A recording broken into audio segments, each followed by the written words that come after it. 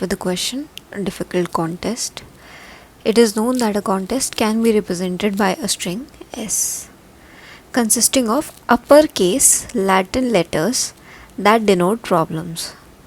It is also known that a contest is difficult if it contains FFT or NTT as a contiguous substring.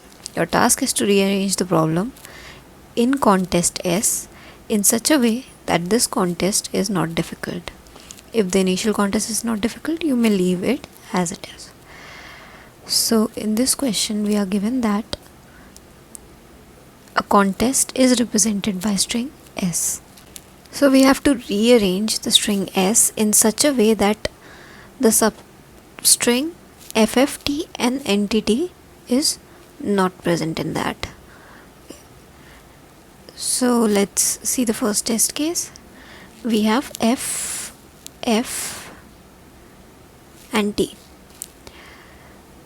So as it matches with the substring FFT, it is a difficult contest, so we have to rearrange it and we can get the output for, suppose here it's written FTF. Okay, so we can output any substring that does not contain this. Okay, and so if we see both of these substrings like FFT and NTT, we can see that T is coming after the letters F and N, right? So what if it happens that we make a string such that all the T's are in front of the string, right? So that will make the string as not a difficult contest, right? Let's see if we rearrange the T in the first place, right? And no more T's are left, only one T is there, right?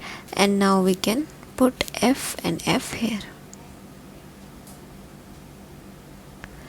So this substring does not contain this or either this. Hence, we can have the output as this, right? Let's see another test case. A, B.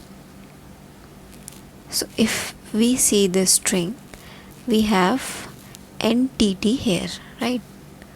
So if we take all the T's and put it in front and arrange the rest of the characters like this: A, B, F, B, A, N, A. So we get rid of this substring which was causing the problem, which was making the contest as difficult.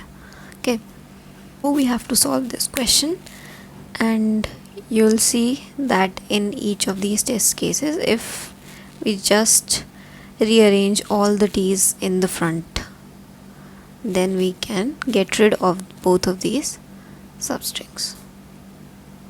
Okay, so now let's see the code for this question. So we have a string S, we input string S, and N is equals to the length of the string.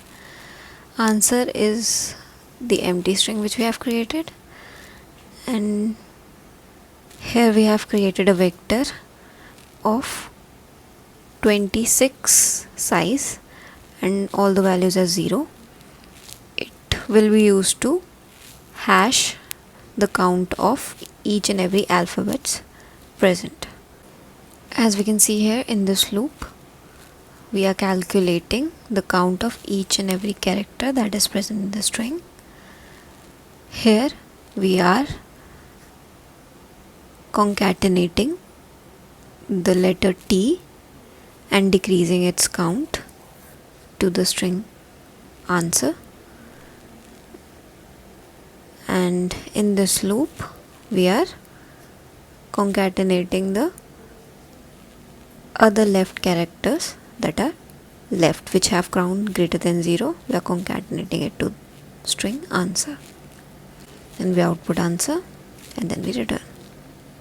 So I hope you understood the approach how to solve this question, and you also understood the code for this question. And if you have any doubts, you can mention in the comment section. Thank you.